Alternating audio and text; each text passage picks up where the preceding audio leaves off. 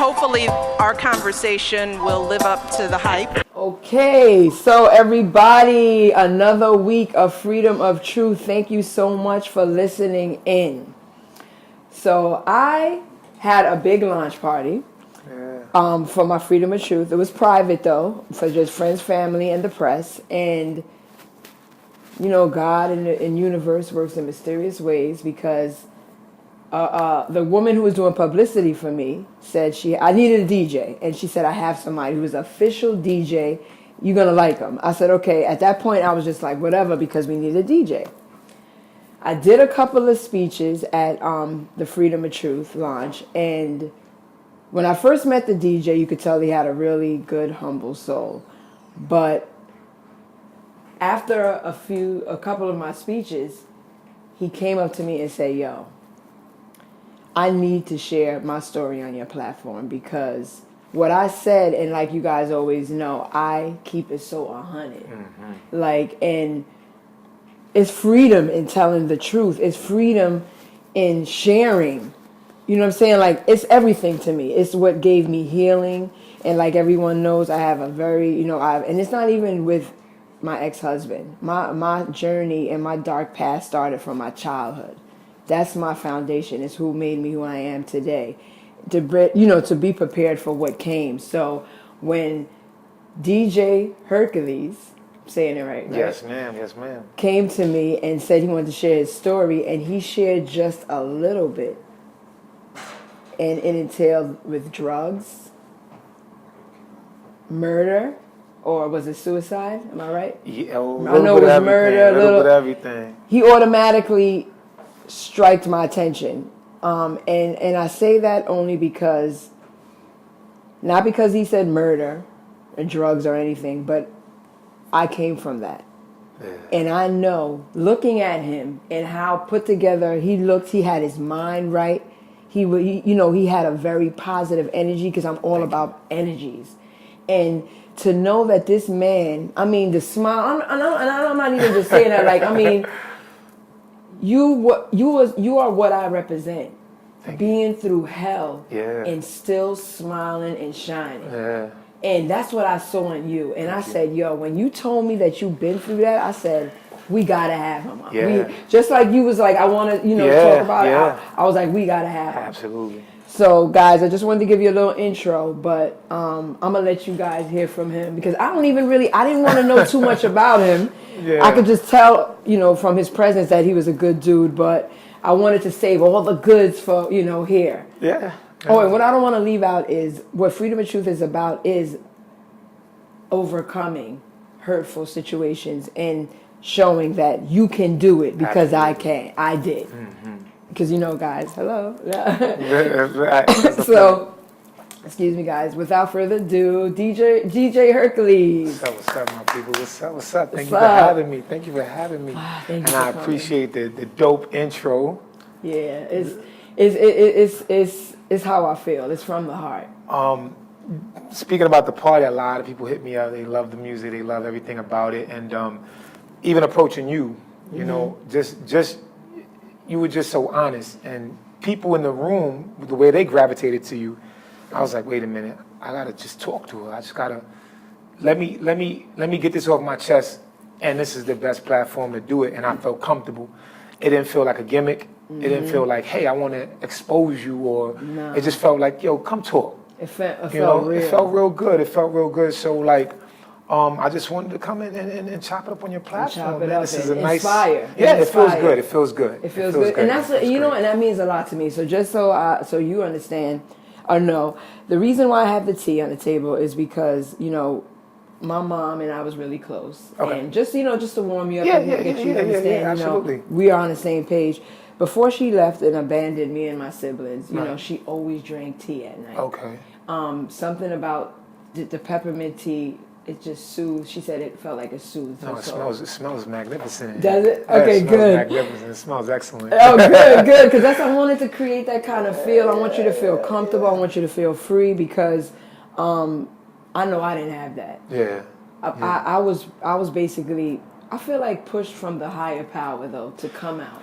You know what? I'm gonna be honest with you. I was thinking at my darkest point in my life. I was thinking, the same thing. I said it had to be something. That's why I believe in a higher power. Because as a young kid going through so much and seeing so much, just to start from the beginning, I'm from Harlem, 155th Street, Polo Ground Projects.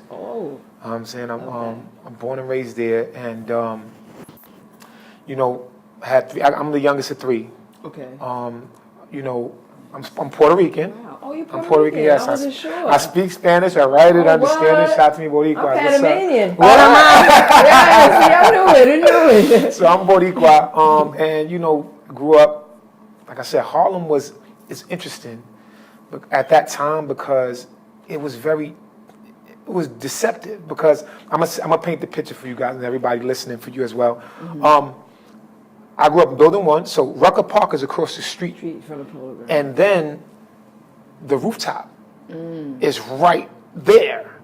So coming out the building as a kid, you were confused because you seen all the hardworking black people struggling, but then you seen young black successful drug dealers. And I mean, at that time, in my mind, I'm like, these guys, they got the jewelry, they got the fright, and I'm like, yo, man, I want to be like that. You know, not knowing that.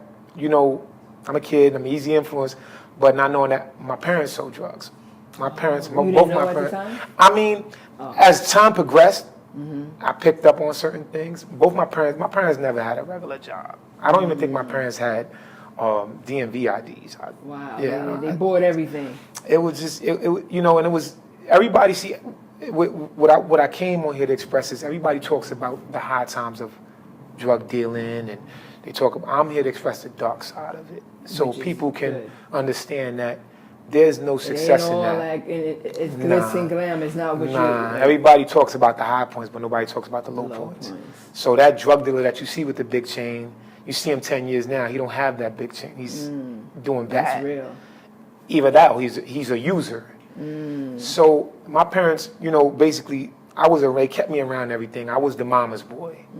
All the shout to Xavier, mama's boy. Yes, that's what I'm talking about. Salute.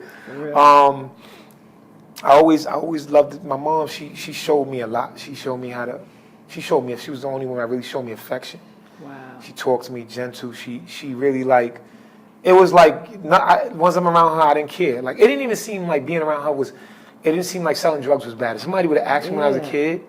Like, because of her nurturing. Yeah, and it was tough being it was crazy because I seen my mother on the avenue while she was selling her narcotics and stuff. A lot of guys respected her. Now it was due to my father. My father was what you call a real gangster, in and out of jail. Like people moved out his way when he walked down the street. He was nothing to play with. Yeah. And my dad, you know, he really didn't. I don't even think he knew how to read, but. He knew one thing he did know how to do was box. He was a boxer. And he knew them streets. And he knew the streets. So for him to teach us something, there wasn't much he could teach us, but how to survive in the streets. Because that's all he knew. That's all he knew. And at the time when I was a kid, I didn't really realize. I was like, you know, Dad never took me out to play. Like it wasn't never normal childhood around. Like, it was never like it was days we went out without eating. Even with them bringing in money, but because they on the street. My moms have. We were all four on welfare. Got you. So like it wasn't like I don't want to profess that they were Pablo Escobar or anything like that, but we were hustling to survive. Got you. Basically. Got you. So it was nights where things didn't go right, and it was nights where things were setbacks where you guys had to suffer. It was poverty. Like I'm talking about. Peanut butter and jelly sandwich for breakfast, lunch, and dinner if there was nothing else. I can relate. You understand what I'm saying? And I still eat a peanut butter and jelly sandwich every day. I actually just stopped when I turned vegan. But you know, my dad, you know, he comes from the era of the heroin and everything. Oh, okay. My mom's really. I never seen my mom's do no drugs until she got with my father. Really? Yeah, I never seen that. And the first thing was it was about. So they started using. After, and that's the horrors of it. That's the I want to harp on that because, like I said, they weren't Pablo Escobar. It wasn't raining money. We were just hustling to survive. It was 4 boys. 4 kids. Oh, 4 boys. Yeah, 4 boys, and welfare. And it was things just, that's going on every day right now. Yeah. And families trying to make it and make the best out of it. Yeah. And then you got, like I said, you growing up in Harlem where all right, crack didn't even hit yet. This was heroin. This was coming up in heroin, and heroin was just leaving the scene. And crack was coming in. And when crack came in, it took everybody. I'm talking about. I'll tell you a story. One time, me and my mother was going on 153rd Street, and that's where the dealer was. And I don't mean to jump ahead, but I'm just going to give you this story because we on that. And what really shocked me is that we never had no structure, so there was never a time limit to go to sleep. You know, it was just up, you're up running the streets, mom's up, everything goes. And I had a bike in the house, and my mom was like, I'm going out, Ruby, come on, let's go. I said, okay, so we're going out. It was normal. Like, so we go. I didn't know my mom was going to get her fix. So we go to 153rd Street. There's a dealer on the corner. At that time, you could hit the corner, you know, and I remember this vividly. And it was a woman standing in front of my mom's with her child. And the dealer was like, you know, like, get out of here. You ain't got no money. To your mom? No, to the lady in front of me. Okay. And literally, and every time I tell this to her stand up on my arm, she's like, listen, I just need a hit. And she pushed her child towards the man, like, here, take him. Take him, like, take him for crack. And I think the guy just, like, he kind of, like, he's like, yo, get off this block. If I see you on this block, I'm going to kill you. And that's how bad crack hit the scene. That's how bad it was. Well, you know, I know because I'm a survivor from, I mean, not me, but you know, married. Yeah. My father crack first. hit the scene crazy. And so let's rewind back. My mom's, you know, my dad was really running the streets and doing what he was doing. And, you know, it was a violent relationship. You know, my dad would put his hands on my mother in front of us. It wasn't because he was angry. It was a horrible relationship. And I couldn't, like, now that I think, I couldn't figure for the life of me why she stood. But that love back then and the love now is two different. It's two different things. Like, you know, and it makes you wonder, like, when you love somebody, and like I said, you know. You know, when you love somebody, you love me. I'm gonna have some stuff to say after you're done. When you love somebody, you love somebody. And, you know, I get it. You know, and you know, my dad, like I said, he would take the money, would gamble the money sometime. My dad, he loved shooting dice, and you know, it would be times he would leave, be gone for days, they argue, whatever the case may be. And I think, you know, from what I seen, my dad put my mom on to shooting heroin. And that wasn't the best thing, you know. My dad ended up passing away. He ended up passing away, died in front of me, he was in the hospital. He died in front of you in the hospital? Yeah. From the drug? On Halloween. Or? Both my parents, and this is the truth, you know, this is the truth. Both my parents passed away from HIV. Both of my parents died from AIDS. Both of my parents died from AIDS. My father gave it to my mother. It was tough. Like, I'm just... It's tough. I know. Because I could, I so relate to this story because, see, I could only imagine. Yeah. See, and this is what... Okay, so I'm always... Everyone that I have on my show is, and I don't even want to say it's a show, it's really like the people that I bring in my life and bring into this. Yeah. So to inspire other people. It has to be a part of me where I can relate. Right. So, like when I was speaking with my son, what happened in your childhood could have happened easily in my relationship because I loved my ex-husband more than myself. And I could have started doing that too. Yeah. You know what I'm saying? Because when you love somebody so much and you're trying to help them, which you never know. Your mom and your dad, she probably seen them going. You know that y'all went from let's say I act like I'm your mom. Like we went from hustling and getting that money to now the actual everything went downhill. Victims. You know what I'm saying? Like the actual people. So, you know. I know women reach out to me all the time saying, how didn't you get addicted? And I was just about to ask you, where did that strength, where the will came from? This is what I'm saying. And you know what? Because I want to be very, like, I want to be very, because this is I feel like it's so sensitive. Yeah, and I see you saying? like you just. Yeah, and I want to make sure I choose my words well. right. Not because it's so real. Yeah, like, you know what I'm saying? Yeah. It's like how I didn't do it was, and that's why I say it started from my foundation. Okay. My dad, my mom. I'm the oldest of 7. Okay. And my mom's Panamanian, came up here when she was 18, and she was very naive. She didn't understand the streets. My dad is from Brooklyn. Red Hook Projects, fast talking street dude, and he totally took over with my mom. You know what I'm saying? And then he was verbally, mentally, emotionally, physically abusive. Yeah. She left though. Instead of staying, she left. Wow. Him with these kids. And then I came in. I went from a daughter to a woman overnight because I started taking care of the best that I could. Yeah. I didn't know what the hell I was doing, to be honest with you, but I just was trying to keep us together. Yeah. But he started using. Wow. And I didn't know though. I didn't understand. I used to make fun of people on crack. You know what I'm saying? I didn't know the power it had. Yeah.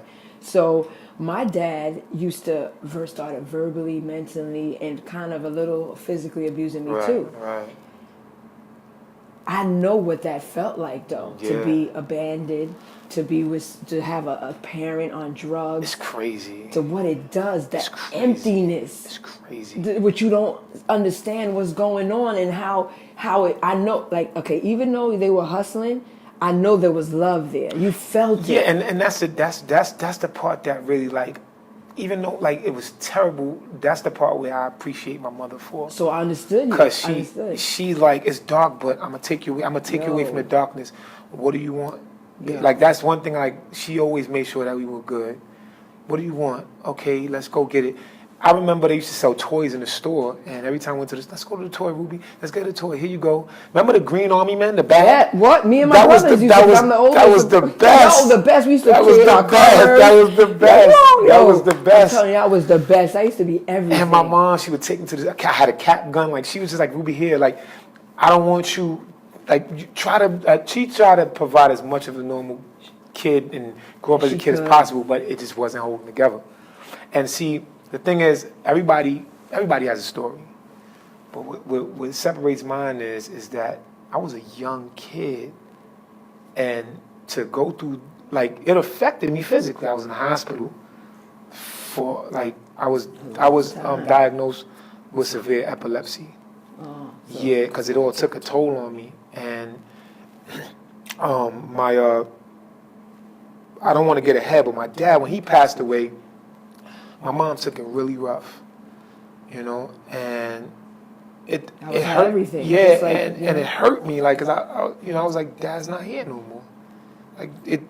So you remember when it got cold, like you know what I'm saying? Because it was Halloween. He died on Halloween. No, but I mean like the coldness, the emptiness. When you know what I'm saying, it went from love, them hustling, no matter what. Like it was what it was, and then it went cold. Like the drugs came in, that demon. That's what it's a demon. Yeah, I've looked that demon in the face.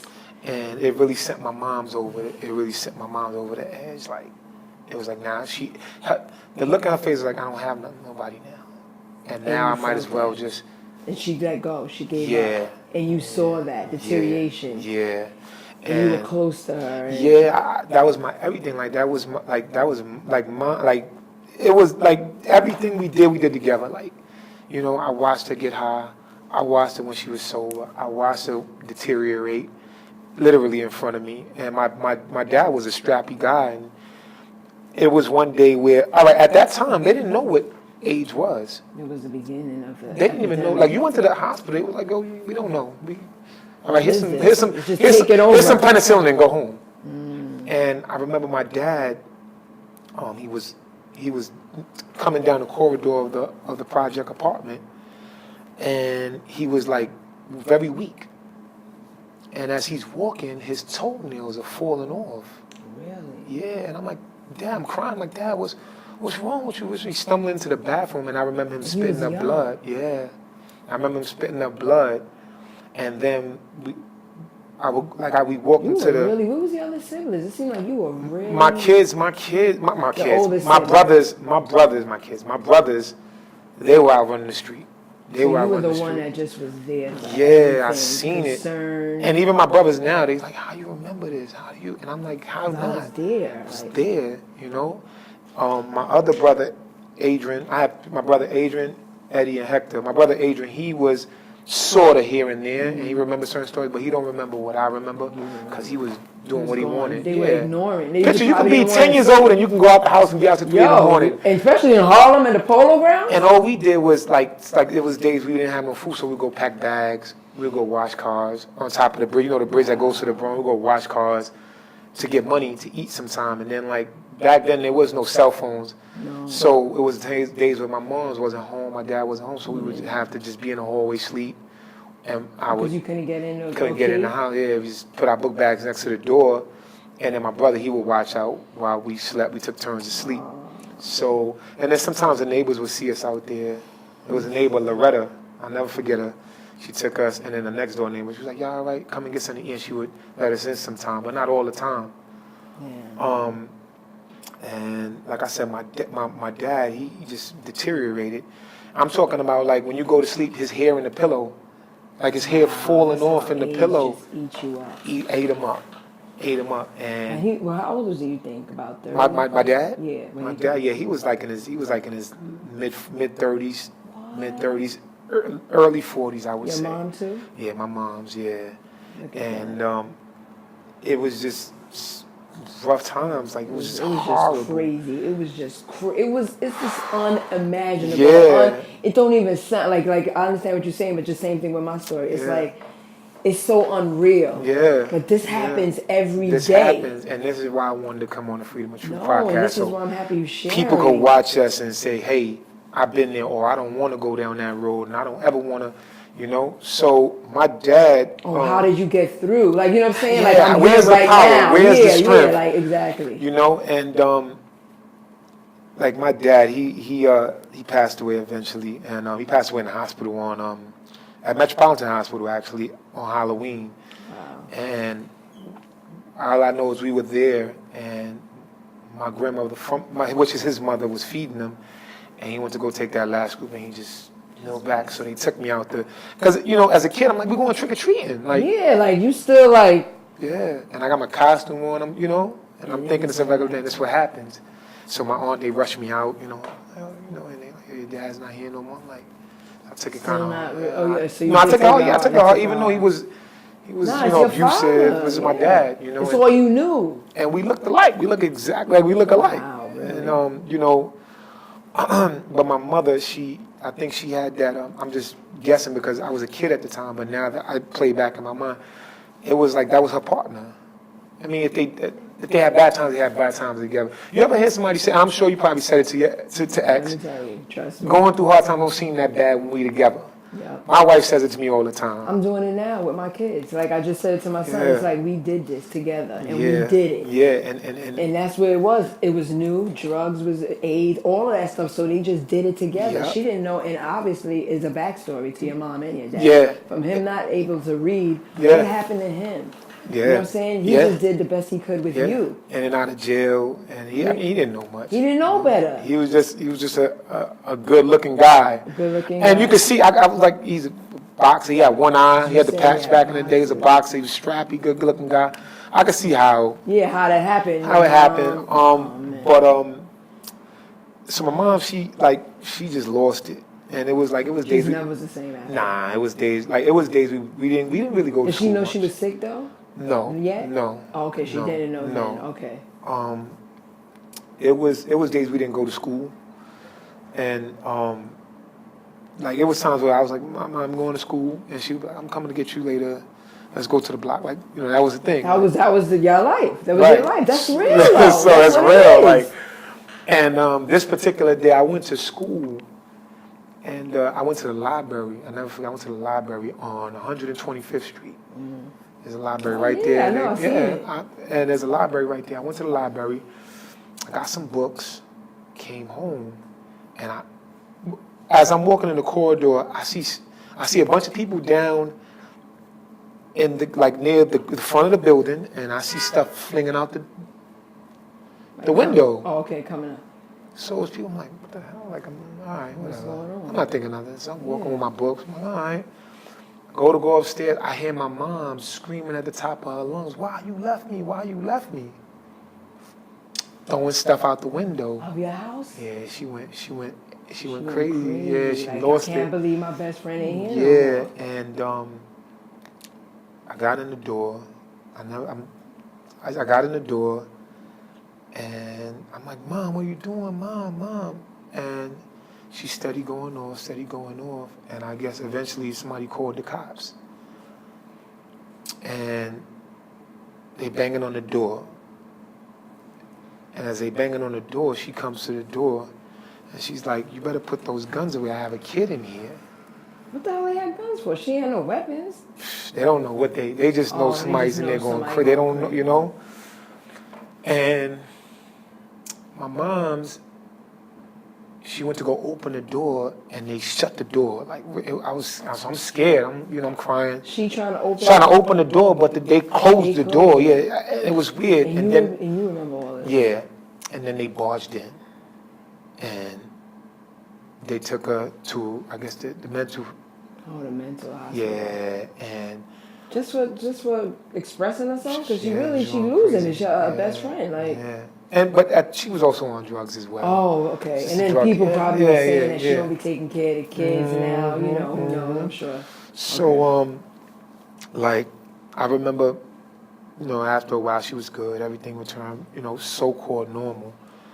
And next thing you know, we get a ring at the door, and it's a caseworker. And he says, was she clean at this time? No. Oh, okay. No, but she wasn't. She wasn't bad. It wasn't the bad, but like, you can you still know bad. Yeah, she was bad. Functional. Yeah, bad. But she stopped the heroin, and it was crack. Crack came in. So it was smoking. It was base at the time, but then it crack. Yeah, then it got in the kid. And the guy said, I'm here to help y'all. So my mom was like, okay, no problem. He was like, you mind if I look around the house? The house was never like dirty. Oh, okay. It was just, it was in a disarray. Yeah, that's what you're saying. Just didn't look, it didn't like a home. Right, it yeah. didn't like a home. And she told the caseworker, so the caseworker was like deceptive. He was like, yo, I'm gonna help y'all. At that time, they would like give you checks for furniture and stuff like that. So my mom was like, yeah, my boys could use another bed, boom, boom, boom. So after a while, time goes forward. We get another knock on the door, fast forward, and it's the same guy with the cops. Trying to act like he a friend, meanwhile he plotting. So I was there by myself. My brothers, they were out. So the guy comes in, my mom lets him in, the caseworker, and he's like, she's like, what's going on? And he was like, Rosa, listen, we here to take your kids away. And my mom was like, what? Like, you said you was going to help us. I tried to run to the back. Well, my mom, she tried to put up a fight with the cops. They grabbed her, slammed her on the thing, and they grabbed me up, and she's going, I'm crying for her. And they took me to my grandmother's house. So my brothers, they, I guess they got wind. They didn't come back home. They were hiding. So they put out, APB 24/7, find these kids, they're looking for them. So I get to my grandmother's house. Our clothes wasn't the best, wasn't showering like that. It was just bad. You just was happy to be with your mother. I was malnourished, but it was, she loved me, so I didn't really care. It didn't look, yeah, that's all that mattered. I was with her, so we get there, and then I was like, and I recall this vividly, like about 3 hours, I think it was like 3-4 hours after that, here come, they bring my brother in. They got him. Yeah, they got my brother, and I'm sitting there, and I'm looking at my grandparents, and I'm like, I want to go home. So me and my brother talk, and it was like, I'm going to sleep here for the night. So I'm like, nah, but where's mommy at? I want to go home. I want to see mommy.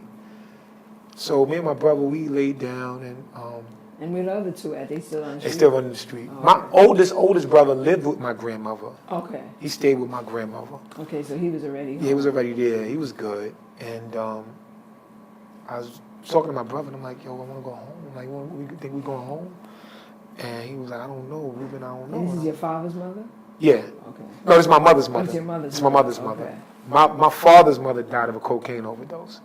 Wow. Yeah. See, that's what I'm saying. There's always a backstory. Yeah. What did your father have to go through? Yeah. You know what I'm saying? Yeah. So Generation. there was no. Everybody on my father's side was either dead or in jail. It was just hard. Like It was his. just like It was. Generational. You couldn't even go to one of them and say like, "Hey," because there was nowhere to be. I still don't know where everybody's at. To this day. Yeah, I still haven't seen none of them. Like my uncles from his side, none of them. Your mother's side was more stable. Yeah, that was where the stability was at, and so days go by, and then it was just finally was like, "Yo, you're not going home. Y'all staying here." Like, and I'm like, "Nah." I'm like, where's mommy at? Oh, your mom's gonna be all right. Your mom's gonna be all right. But I knew something was wrong. How old were you think? I was like about 10. Damn. Like about 10. You young. You Yeah. like, where mommy at? Yeah, like I know being with mommy, but they looking at me like, you crazy? Like, you wanna go back there? You yeah, good? Like, yeah. And I'm you like, the nah. mom. The love you have for your mom. Yeah. And Where did they take her to? they took her to the hospital. Or to a hospital to Yeah. get clean, or Yeah, to get okay, clean. 'cause But I'm then like, they found out she was HIV positive. oh man, and They didn't even know what it was. Same they just- thing. okay, same. She started deteriorating. Same process. The same thing. Did you go visit her? Yeah, Did they yeah, okay, yeah, that was yeah, good. yeah, Oh, that's yeah. right. That was her daughter. Yeah, I so was that's able to good. see her, and it was it was a hospital right there on 110th, and I think it was on the east side. And my grandma, she lived on 96th Street, and we would go see her in the same process that happened to my dad. saw Was it, the happening to same her. thing Yeah. happen. Yep. How did that make you feel though? Like, were you just like, you knew, I'm sure in your mind you were like, damn, am I about to lose mommy? Because I know daddy. I'm gonna be honest with you, like, put it like this. It was like If your mommy asking, because I know no, this it's is cool. deep. It's This cool. is It's deep. cool. It's cool. This is the freedom of truth. Yeah, but you know it. what though, and just so you know, the whole point of, I mean, I always say this. The reason how I got healed was because I had to go back into that place. Yeah.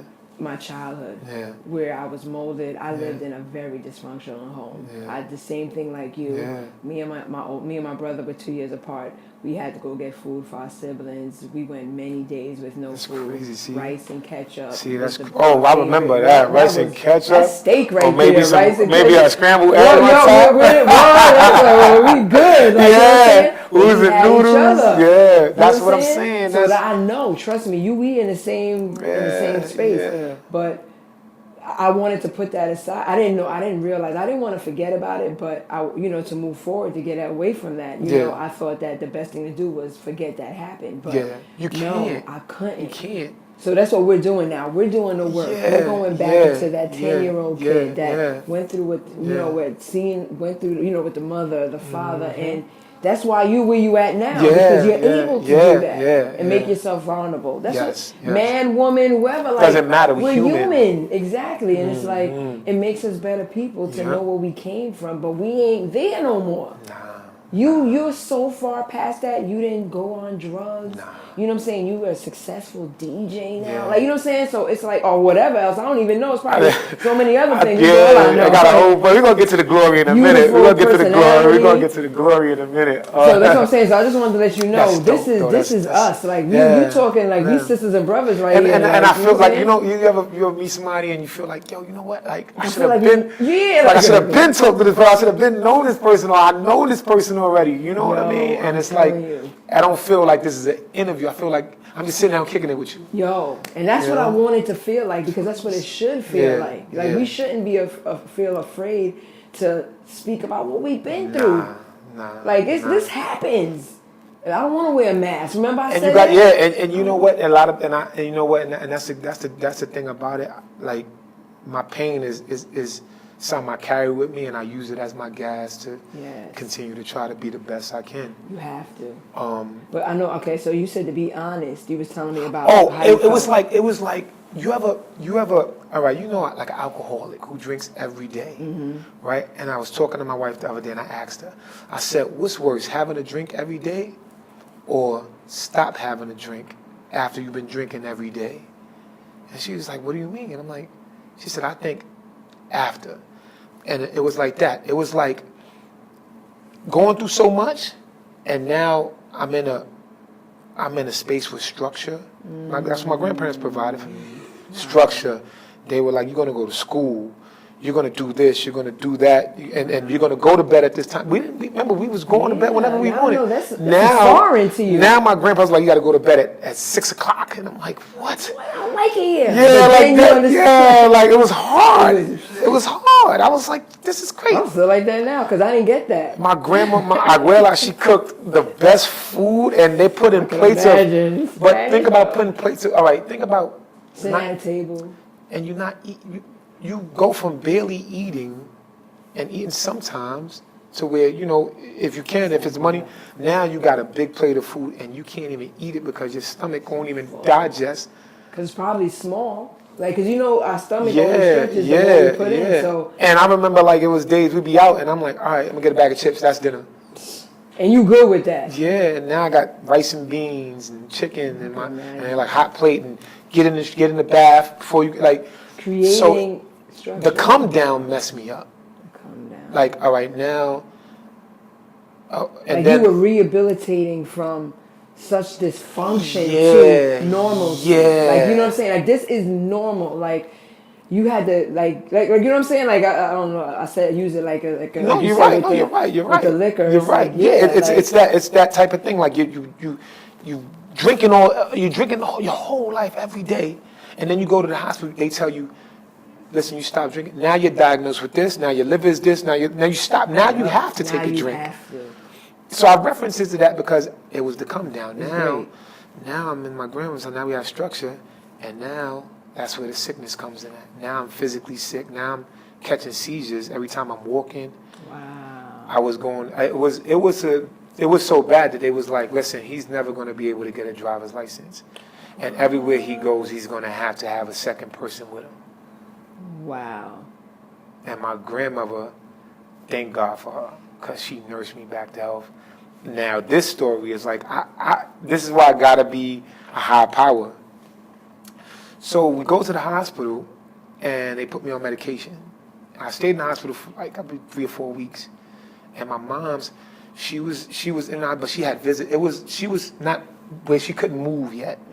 So they would they had to sign, it was like a hospice almost. Oh, gotcha. And my grandma would go sign out to come see me and stuff. And it was times where I'm in the hospital, I would fall asleep, but how I knew my mom's would be there, she would bring me a Leslie Crunch bar and leave it at the table, and then kiss me on the forehead, and I would wake up in the morning like, oh, mom was here, and I was in the hospital, and then after I was released, my grandmother was like, listen, we got an appointment this day, and I remember the doctor telling my grandmother, he has a left spike on his brain. Don't ask me, that's all I heard. And the doctor was like, he's never going to be able to do normal kids, go to a pool, he might not even be able to get a driver's license. That's all I knew. And I was like, I didn't really understand it, but my grandmom did. And she was like, oh, wow. But that higher power. Now watch this. So time goes on, she's nursing me back to health. I remember taking the medication, and she would let me go outside, and every time, she had a balcony, so like she said, don't go far, stay in the front.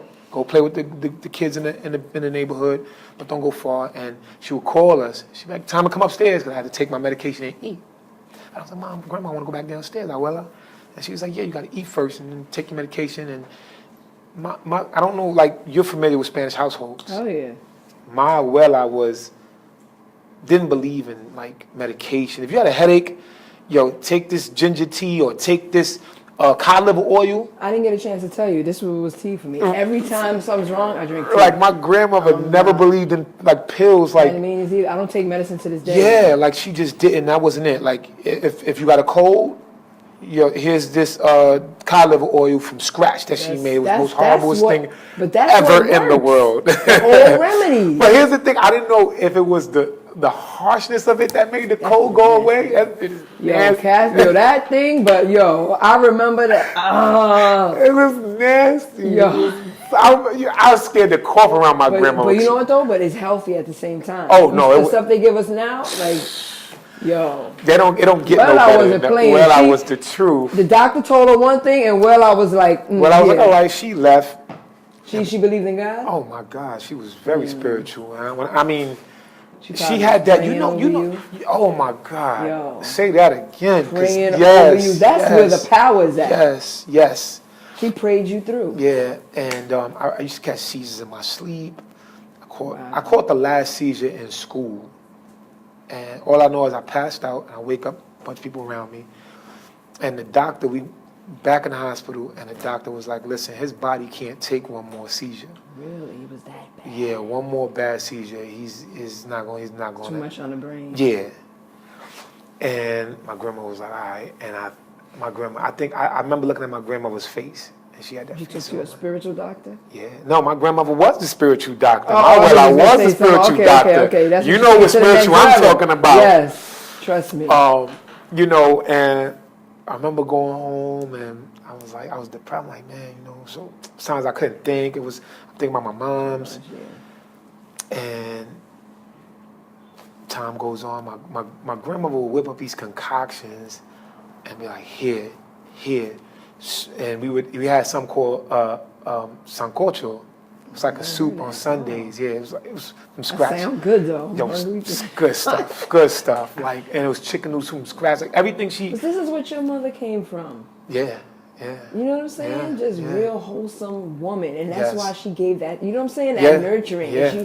Wow. Okay, that's what I'm saying. Like, After time goes back on, we go to the doctor, and the doctor says he's doing better. Right? Cool. Go back. Same process. I don't know what I did. Until this day, I praise her. She's still alive? She's in a hospice now. She's of age. She's she's problem, older. but it's that age, yeah. So I remember going to the doctor. They took an X-ray of my brain, and the doctor was like, "Oh my God, we don't see this spike on his left brain anymore." Wow. The power of God. I'm sorry, I have to always give him the glory. The higher power, man. That's just... And he said, and I looked, and my grandmother just looked like, all right, let's go home now. I did that. And the doctor said, we're going to give him a certificate saying that he's fine. I had to wear a bracelet saying, epileptic, just so if in I case passed out, something somebody happened. find me. And it was gone. And it was like a chain on my, I used to hate it. I would turn it How upside long did you down. have to go through that? I would say from the time I got there to about 12, 13. So it was years. 2 or 3 years. It was years. Wow. It was years. And I brought you back. Well, remedies and her prayer. Yo, I was this like, stuff is real though. Yes, this is why I'm Yes. vegan. The yes, food, the prayer. That's what brought me to life. You know what I'm saying? Yes. Believing in something I can't see, touch, but just believing. You know what I'm saying? And it's scary. I'm like, and I tell my wife the story all the time. She's like, yo, until this day she loves my abuela. And they gave, because they have to give you a certificate stating that, anyway, even to get a summer job, anything. Just, it's like, okay, looking for the language, but Yeah, they have to because you're registered. Right, yes. It's over. And I remember taking off this bracelet. It No, it was still. Yeah, you had to. They had to. It was them alert bracelets back in the day. Yeah, I had to wear that. I never saw that. It was stainless steel, and they had to, because you could take a shower with it. It never tarnishes. Wow. So just in case you passed out, they look. Oh, okay. Now we know what to do. Wow. And that was a miracle in your life. that was like, oh snap, I'm good. I could run with the other kids now. I ain't gotta have nobody watching me. You just see, listening to your story is such a beautiful journey though. Yeah. You know what I'm saying?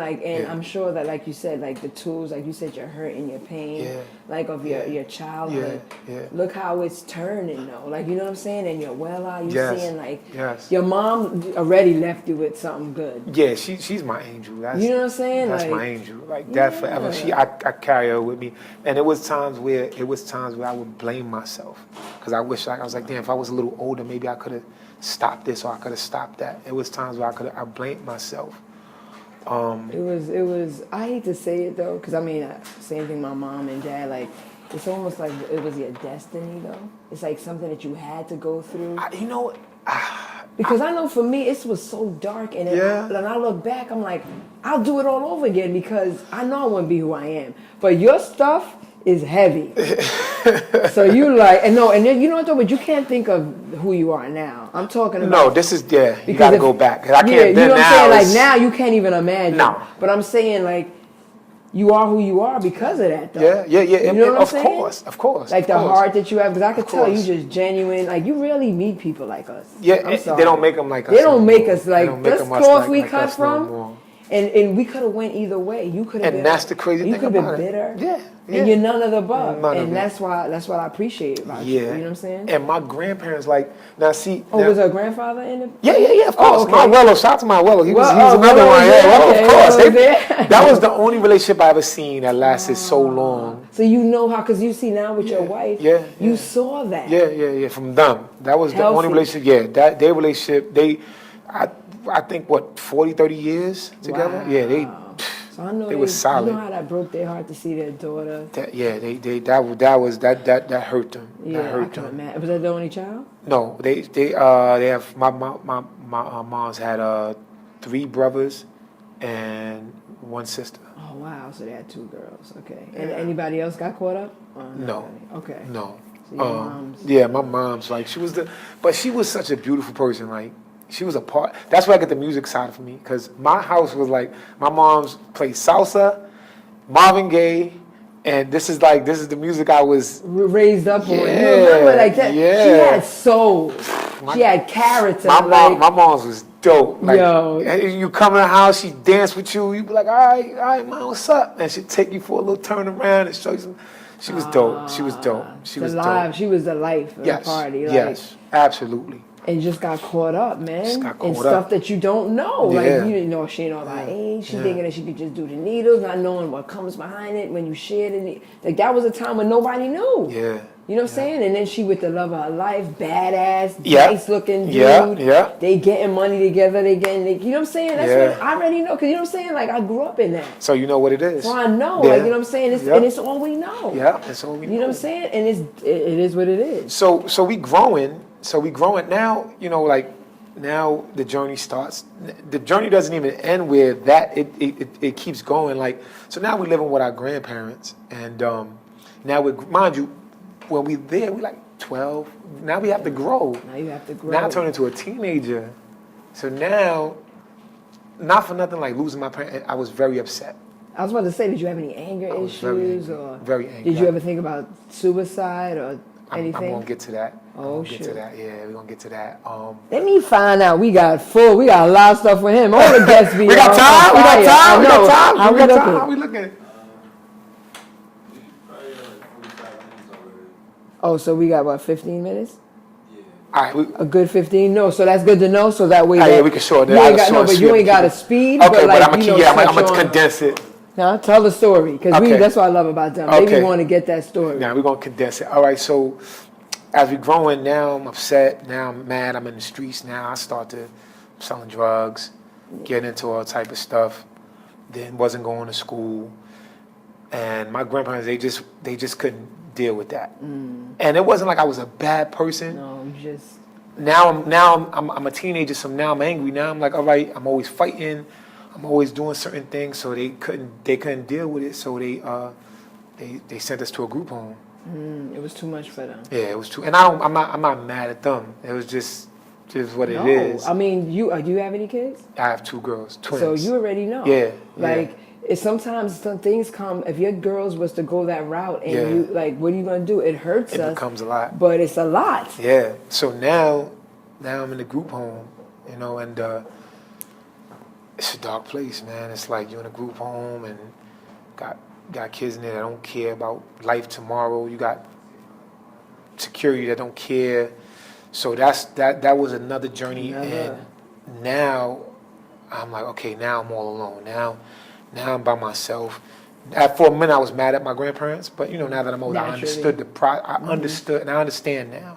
And I came back and I thanked them for putting me, because I'm like, all this stuff made me who I am. And being in a group home as a teen, it is dark in there. It's like I said, nobody. The worst part as a teenager or as a child, period, because even though you're a teenager, you still is knowing that nobody cares.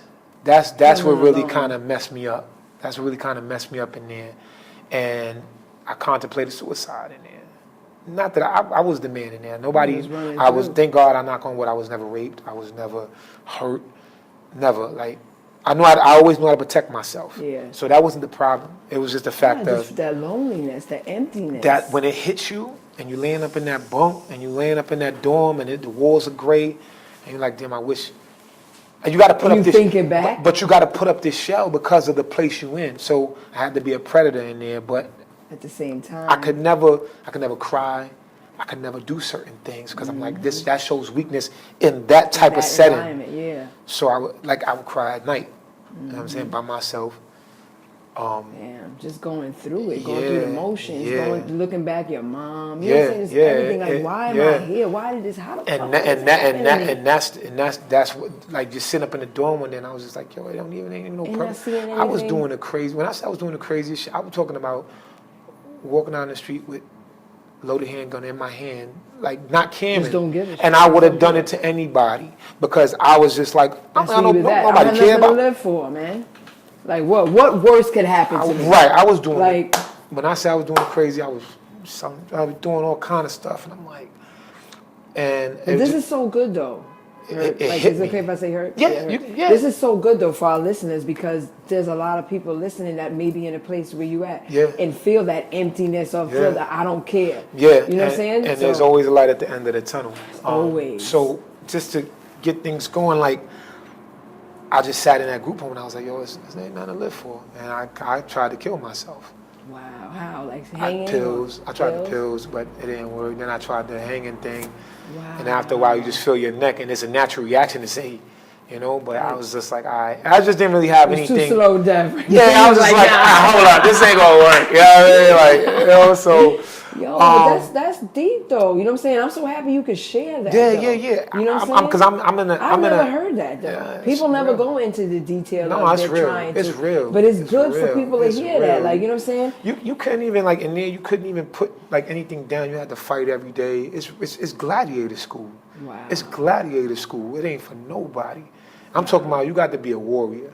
Wow. Just to think you can't share emotion because this is the environment you're in. Like, nah, if I shed one tear in here, I'm at like you standing now, you shining like you gonna get that. You're not doing that, and I never let. I thank God nobody ever took advantage of me. I was always the aggressor. You always held yourself. I always had to because I'm by myself. It was something that something came with that. Yeah, sacrifices. You made sacrifices with having that. And I remember telling one of the counselors one day, like, this is a real story. I had a dream in the group home, and it was this voice that came to me and said, "You got a purpose. Wow. You got a purpose." And that's where I met my lady. I met my lady around that time. She was my girlfriend then, and I was so. Is the woman you with now? Yeah. We 20 years it's been. Wow, I love that. And I met her around the time when it was my darkest point, and long story long, she was just like, you can't continue to do what you want to do if you want to be with me. You're gonna have to clean up, get a job. You smart. You don't have to do this. And I remember having that dream in a group home, and that voice came to me. I think it was my mom telling me like, "Yo, you got a purpose." And I went downstairs to the counselors. I said, "I got a purpose. I'm gonna make it out." Wow! After being so dark. Yes. Suicide. All of that. Yes. Wow. And I said, "I'm gonna make it out." He was like, "No, what's wrong with you?" "I'm gonna make it out. Watch. I'm gonna make it out. I'm gonna do what I gotta do." I don't know what came over me, and I remember going to the guidance counselor. It was a counselor. You had to go see the counselor every day. I said, "Listen, I'm gonna make it. I'm gonna do well. Anytime you go in a group home, and there's one guy. He's the head of the group home. He makes this speech, and he said, out of everybody here, it's like 50 kids in the group home. 1% is gonna get this speech. 1%. Wow. And that was the same speech he gave to everybody. And you did. Yeah. You was that 1%. I was that 1%. And what was the speech? It was, some of you going to end up in jail. Some of you going to end up dead if you don't take heed and do right. And it was short and sweet. I couldn't go verbatim. Straight to the point. Short and sweet. And he said, only one of you, and they call everybody downstairs, and he said, only 1% of you are going to get this speech. Wow. The rest, because remember, they get paid. They don't care. They don't care. They ain't gonna tell you again. They ain't gonna beat it into you. He just said it. That's it. Everybody go to their dorms. Only 1% is gonna get it. And, Not 5, 1. And it was true. I seen people go from the group home to jail because they graduate. Yeah. I seen people die. I seen people hang it up. I seen kids get taken advantage of, raped, beat, and they just can't take it, or they just not strong enough to deal with that in that setting. And I was like, I'm gonna make it out. I'm gonna make it out. And then my lady, I told her never to come up there and visit me. I told her some lies. I said I lived in the dorm, but she could hear the commotion. You met her outside? Yeah, I met her. Because all right, what I would in the group home, you got to have a pass so you could leave out. You can go, but you had to be back at a certain time. Gotcha. But what I would do is I would always hang out with the older cats. So what I would do is I would get them to call and say, "Yo, this is my uncle. Give me a pass for the weekend." So that's how I would do it. So you would get out. I would be in the clubs. That was like your home. I would be in the clubs. I would be, you know what I'm saying? And you want to hear something crazy? And this is how life works. I met my lady at DMX's first album release party. It was at Carbon. It was at Carbon. And I was there. It was at Carbon. I swear, I could call her right now. No, but see, you see how the universe works? I met her that night. Full circle. You met her. It was at Carbon. Am I right? I was there. Yes. Yeah, it was at Carbon. It was at Carbon. I remember that. It used to be huge. Exit. It used to be Exit. Yeah, I was about to say, because I was like, was it Exit? Exit. I was right there on 51st. It was Exit. Yeah. That's what it was. I was saying. His first is Dark and Hell is Hot. First album, it was there. And 2 Bouncers got popped that day. I remember I remember I met her outside. They didn't let nobody else in. And back then, outside, you could chill outside at the club. You wasn't mad. Yeah. I met her that day. Wow. And I told her never to come up there and visit me. We got close. I said, "Don't ever come visit me." And she said, and she came anyway. I don't want to, we're gonna rush it over. She came anyway. She said, "I got something for you." And I'm thinking like it's, just something like some books, anything, magazines, some drawer undershirts, anything like that. And she said, I didn't tell you not to come, but I was so happy to see. And my heart was happy. Yeah, damn, thank you for coming. Please, thank you. I just come to show you though, like. And she handed me a Bible with her picture in it. I never read the Bible in my life. I ain't even believe in God at that time. Because I'm like, yo, I'm going through all this. Where God at? Really? And she said, listen, take this with you. Take this up to your dorm. When you go to sleep at night, read it. And she said, read it like a story. And I read it like a story. And changed your life. Changed my whole. I was just like, yo, this is. You see how God works though? He sends you an angel. First he spoke to you. Yeah. Then he sent a physical angel in your life and to give you his word. Yeah. And me and her been rocking ever since, and she's been doing right by me, and Wow. And I turned my life around, and I'm here now. I'm DJ Hercules Now I'm DJ Hercules the one. You inspiring me now, though. Now like, I'm inspired by you. And that's what it's about, like giving back. Yeah. I don't even know what to say. I'm speechless right now. Now I got 2 wonderful daughters, Heaven and Divine. I got twins. I have twins. You have twins? Yes, I have twins, Heaven and Divine. Twins in your family? Yeah. On your side? Yeah, my aunt, her sons are twins. Oh, they're twins. Yeah, they're twins. Yeah, and that's a blessing too. We had twins together, and we've been together ever since. Been together, and y'all I've been go blessed. through things together. We go through things. We go through things together. Normal, but I'm just saying, you just deal with it differently. Yes. When you deal with after what you've been through, yes, it's just different. And ever since it you know what not to do. You treating your daughters, because that's what I was just saying. Yes. You're treating your wife and your daughters the way you would want your mother to be treated, and how you would want to be treated. My kids don't know a horrible day. Their horrible day is, Dad, I got a lot of homework, and that's that's my kids. We provide the ultimate for them, and like now I'm here, and I'm DJ Hercules. I'm a man who's overcome these obstacles, and I'm glad I'm able to sit here and share with you and get it out and express it with you, and specifically you. And I'm honored. I take nothing lightly and for granted. When I tell you that you are confirmation for me that this is my purpose. Because I was lost for many years and not knowing, happy, but not knowing what's my purpose, why am I here, why did I go through what I went through. I'm not bitter, I don't hate anybody. Yeah, I'm not mad at it. I'm gonna be honest with you, even the people that I was, I went back to my grandfather, he's passed away now, but I went back to him after I started my journey. I started doing good. And I said, thank you. And he said, thank you for what? I said, thank you for putting me through this. And like I said, I just want this to inspire other people. And if you feeling like it's over for you, or you feeling like there's no light at the end of the tunnel, I'm here to tell you that you can overcome any obstacle. And I'm looking dead in the camera. Yeah. And I want them to understand that you can overcome anything. I'm a successful young man. I never abuse drugs. I never smoke weed, don't smoke cigarettes. You living life. Yeah, and like some people tell me, you should smoke something. I'm like, I'm high for life. That's me too. Sometimes I'm like, I'm boring. Like I drink good. tea, you know, like of course I have a sip, but like wine, I don't do no drugs. I'm a wonderful father. I'm a wonderful father. You know, I'm a good husband. This is just to show you, like, I got my own household. We run our own household. I govern my family. You know, and man, everything. Yes, this feels like this part of my life.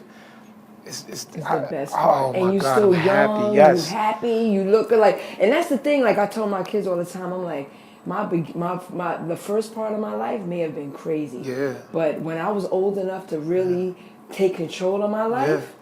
Yo, I'm doing everything. Yeah. I'm happy. I'm flying, and I wanna do, like, you know what I'm saying. This feels right. And that's the thing. Like now we at the happy end, and now, like, you know, and so much more life to live. You know what I'm saying? I got a web series I'm starring in. And that's what I was about to say. So what are you doing? I got a web series I'm starring in. It's called New York Underground Kings. Kings with a Z. A web series called. So guys, okay. This is very important. Yes, like after everything that you guys just heard, this is a true story of freaking freedom, triumph, hurt, pain. Like he just jumped over all those hurdles. Yep. And look at him now. Like, I mean, you guys, the ones that's listening, you got to make sure you tune into the visual because he came in here with the dope cashmere coat, with the sweater, with the Gucci scarf that he said his wife put him together in. And I mean, coming from the drugs, and you know, like you said, malnourished, you look well, healthy. Your spirit is right. You know who's the guide in your life. And this is a man that we need to be inspired by. Thank you. He lets you know that, no, that drug life, it ain't the move. This is what happens to the families that get caught up in it. And where we can find you, this is what we want to know. So you say you have a series, a web series. Go check it out. It's New York Underground Kings. New York Underground It's a dope story. It's about a guy who he's a drug cartel leader.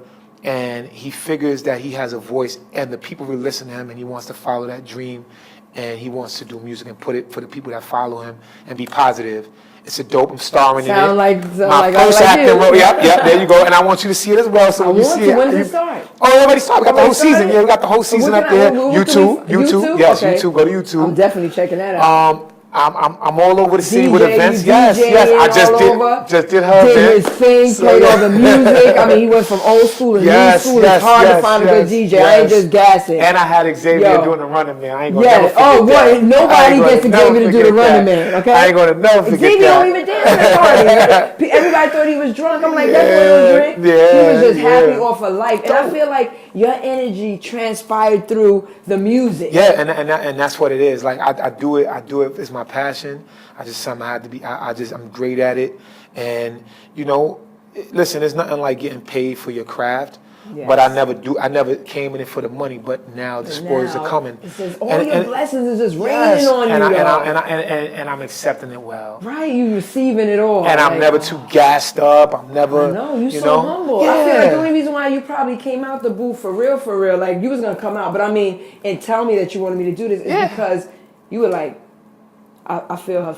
It's a connection. Yeah, it was a connection. I said, you know, and then another thing too is like telling a story, and you never look at somebody, you tell them something, and they judging you. I wanted something. Somebody you're never gonna judge. Like you're never gonna say, "Well, look, you heard," you know. No. So you were the perfect, and I know your story. So I was like, "This is." You I gotta know share it was genuine. It's genuine. This is your story has so much substance. Yeah. It's so I always feel like, you know, right when you think that you've been through craziness, you meet somebody else and you're like, because this is so inspiring. Yeah. And I when I'm on the street, because that was us. Like that was us. What you went through, the only difference was that you know, it was the crack. So it's like my dad is clean now. Yeah. He helped me raise my children.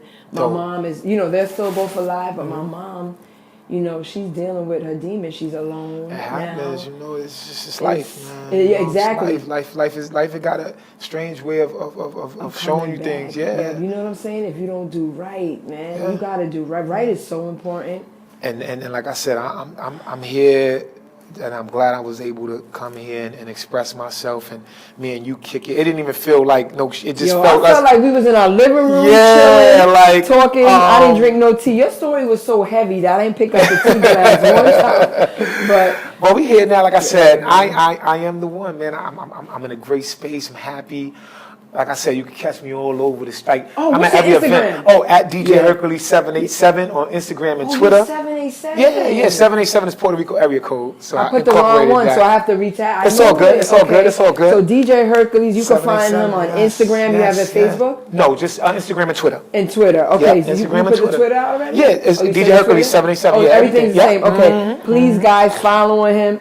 I feel like a lot of you guys on social media is following the wrong people. No shade, but I'm all about the people that's really making a difference and inspiring. And that's exactly what you're doing. And you keep doing your thing. Thank you for blessing my Freedom of Truth presence. Anytime you need me, anytime. I would love to come back, and we're going to keep updated. He coming back. What y'all say? I know. I'm going to put a little thing. I'm going to start putting a little thing on my website. Who you guys want to come back. I feel like we need to continue to follow DJ Herc because this was big. And she's going to be at my events too. Oh, clearly. Please let me know. You know, the happy time. We need the good times. We living our best life right now, man. Good luck with raising them girls, man. Yeah, oh, absolutely. They good. Shout out to Heaven and Navaya. Love y'all to death. Shout out to you girls. Shout out to your wife, man, for being that strong woman. Oh, that's another thing I want to touch on real quick, though, before we close. Do you see the difference of a woman standing up and knowing what she wants and telling that man? Because at the end of the day, we're the ones who's supposed to guide and nurture. Y'all are the protectors. Yeah, we're the physical. Exactly. But if we're not strong and let our man know what we want and what's important, what we need out of you guys, how y'all gonna know what to bring? Absolutely. So shout out to your wife. What's her name? Sharonda. Shout out to you for being that powerful, strong woman in this man's life. I want to meet her. She's super dope. She's super dope. I gotta meet her. She's super dope. We're gonna come up. You know what? We should come. We come up here as a couple. I would love to do a couple segment. It's done. I'm serious. It's next. Hercules and his wife. DJ Hercules, I'm sorry. Right, love y'all. Till next time. Thank you for tuning in. Yes. Thank you. I gotta give you. Oh my God. Thank you. You know what? I see your tears going.